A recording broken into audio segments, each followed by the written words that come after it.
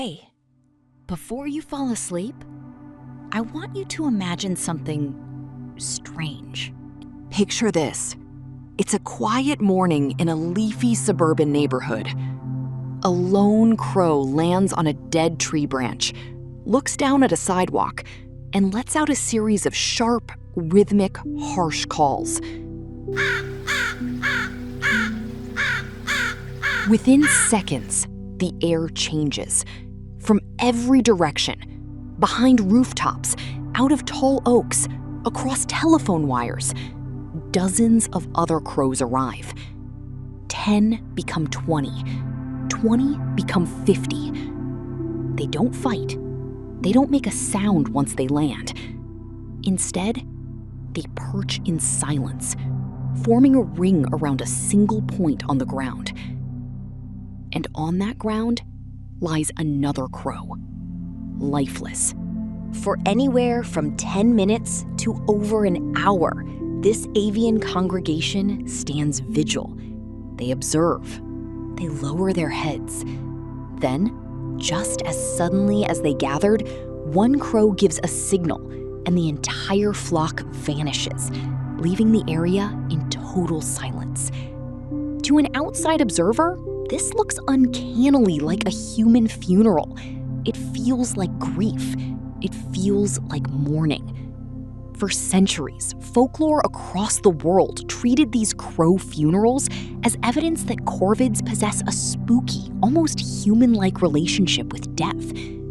But in recent years, cognitive ornithologists and animal behaviorists equipped with masked disguises, high-definition cameras, and brain-scanning tech have finally unlocked what is actually happening during these surreal gatherings. And the reality? It's far more strategic, cold, and brilliant than simple grief. To understand why crows react to death the way they do, you first need to understand what's going on inside that skull. Crows belong to the corvid family, alongside ravens, jays, and magpies, and comparative psychologists have taken to calling corvids feathered apes, because despite having a brain roughly the size of a shelled walnut, their brain-to-body mass ratio, or encephalization quotient, is essentially on par with that of chimpanzees. This isn't just a size comparison. Crows use and even manufacture tools, bending wire into hooks and shaping sticks to fish grubs out of tree bark, behavior once thought unique to primates. They cache food based on which items will spoil soonest, planning for a future they can't yet see. And in 2020, neuroscientists at the University of Tübingen, led by Andreas Nieder, went even further. By recording individual neurons in crows performing a visual detection task, they found brain activity that tracked the bird's own subjective awareness of whether they'd seen something or not, a marker of what scientists call sensory consciousness, previously only demonstrated in primates. So when an animal with this level of cognitive horsepower encounters the corpse of one of its own, it's reasonable to assume something complex is happening. The question researchers set out to answer was simply, what exactly? That researcher was Dr. Kaeli Swift, who ran this project as a PhD candidate at the University of Washington under crow expert Dr. John Marsluff. Over 2 years and more than 100 sites around Seattle, Swift ran a genuinely clever field experiment.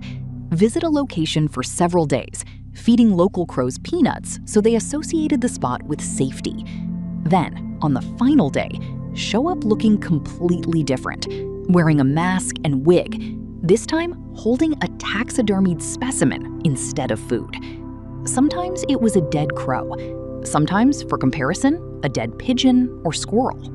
Across 153 trials, the pattern held with striking consistency. The instant a crow spotted its dead counterpart, it sounded a sharp, scolding alarm, and other crows flooded in to mob and call from the surrounding trees, rarely approaching the body itself.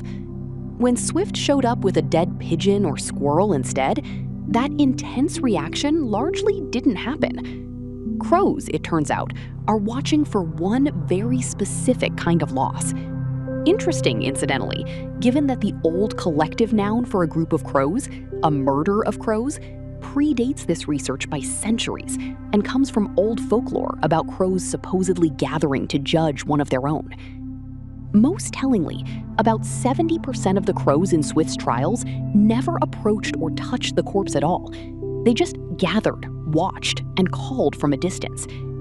That single detail turns out to be one of the biggest clues to what's actually going on. It's tempting to call this grief, and it's easy to see why the word funeral stuck. But Swift and Marsluff's research points to something less emotional and considerably more tactical. A dead crow, to a living one, functions less like a lost loved one and more like a piece of urgent intelligence, answering 3 practical questions at once. What killed this bird? Is that threat still nearby? And how do I make sure it doesn't happen to me? That reframes the 70% of crows who kept their distance. Approaching a corpse is genuinely risky. It can mean disease or mean whatever killed that crow. A hawk, a poison, a person is still close by. The safer move is to gather at a distance, sound an alarm that recruits every crow in earshot, and simply observe. And the effect of that observation lingers.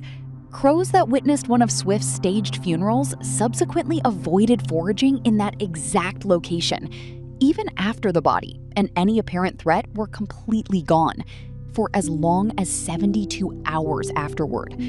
That's not a fading reflex. That's a specific memory, tied to a specific place, deliberately acted on for days. This kind of reaction to a dead group member isn't unique to crows, but it is rare across the animal kingdom. Elephants linger near the bones of dead herd members.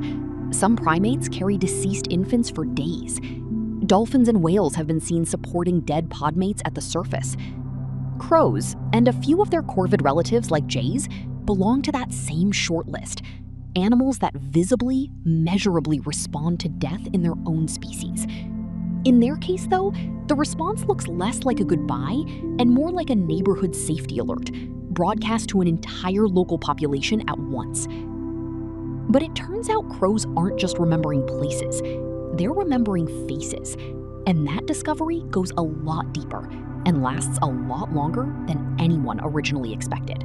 Remember, Swift wore a distinct mask every time she appeared holding the dead crow. For weeks afterward, crows in that area would scold and mob her the moment they saw that exact mask again, even with no dead crow in sight. And even though underneath it, she was just an ordinary person walking through a park. That finding connects to an even larger body of work from the same research world, and this is where things get genuinely remarkable. Starting in 2006, Marsluff and colleagues ran a related, longer-running experiment. Researchers wearing a unique, dangerous mask, in one version a caveman mask, trapped, banded, and released a handful of wild crows at several sites around Seattle. From then on, anyone who wore that specific mask, regardless of their height, gender, or the way they walked, would be scolded and mobbed on sight, while people in other masks were ignored entirely. Published in the journal Animal Behavior, the study confirmed the recognition lasted at least 2.7 years. Marsluff later reported it was still going strong at 5 years and counting. Here's the genuinely wild part. Most of the crows doing the scolding years later had never been trapped themselves.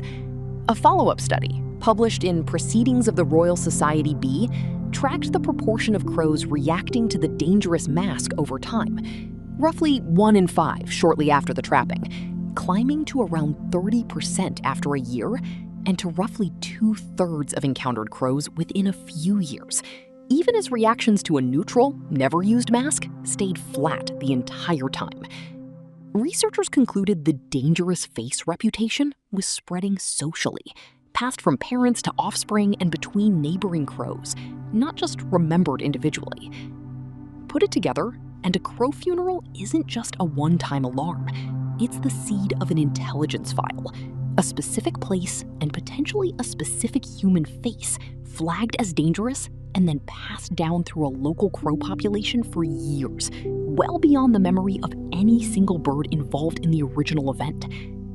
Naturally, researchers wanted to know what was actually happening inside a crow's brain during all of this. So the next step was to look directly at the tissue doing the deciding. And what they found wasn't quite what anyone expected. In earlier imaging work, Marsliff's team found that different specific dangers, a person who'd previously trapped a crow, a person holding a dead crow, a mounted hawk, lit up different threat processing regions of the crow brain, including areas tied to memory and fear. But a later, more targeted study by Swift, Marsliff, and colleagues asked a narrower question. What happens in a crow's brain specifically when it looks at a dead crow, with no person involved at all? Using PET brain scans, they compared activity while crows viewed an unfamiliar dead crow versus an unfamiliar dead songbird of a different species, tracking 5 brain regions tied to fear, memory, social recognition, and decision-making. The result was genuinely unexpected, and it's the opposite of what a grief or even a simple fear explanation would predict. The regions typically associated with raw fear and emotional memory, including the hippocampus and amygdala, didn't show a dramatically stronger response to the dead crow compared to the control bird.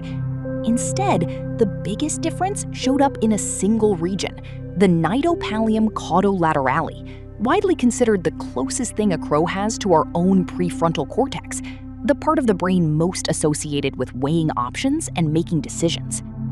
In plain terms, seeing a dead crow doesn't just flip on a simple fear switch. It activates the part of the brain tied to active, deliberate decision-making, as if the crow isn't just reacting on instinct, but genuinely working out what to do next. That's a small but important distinction, and it's exactly the kind of nuance that gets lost every time a headline just says, "Crows hold funerals." Most of what we've covered fits together into a clean, logical system. Gather, assess, remember, avoid. But Swift's research also turned up one genuine exception to that pattern, and it made headlines for entirely the wrong reasons. In a small number of Swift's 153 trials, about 10 of them, crows didn't just gather and call. A minority of individuals approached the taxidermied corpse and briefly displayed courtship or mating-related behavior toward it. It sounds strange, and when this detail became public, some headlines ran with it in a fairly sensational way. In context, though, it's a footnote, not the main story. This behavior clustered specifically around the height of the crow's spring breeding season, a period when crows are already flooded with mating and territorial hormones. One way to picture it, 3 signals colliding in a young or inexperienced bird's brain at once. That's a crow. Is it a potential mate? And something here is very wrong. With the breeding season arousal occasionally winning out over the danger response. Researchers' leading explanation isn't some dark impulse.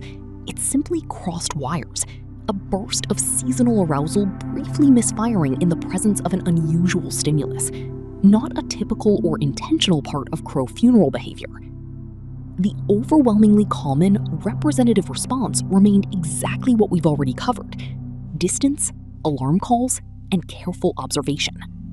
Zoom out, and crow funerals stop looking like an isolated curiosity and start looking like one more piece of a much larger picture.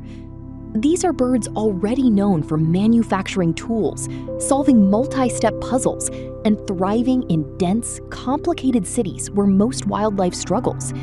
Layer funerals on top of that, and you get a behavior that requires recognizing a threat to one's own species, distinguishing a relevant death from an irrelevant one, tagging a location and possibly a face as dangerous, and holding onto that information for years, then passing it on to birds who weren't even there. That's not simple instinct.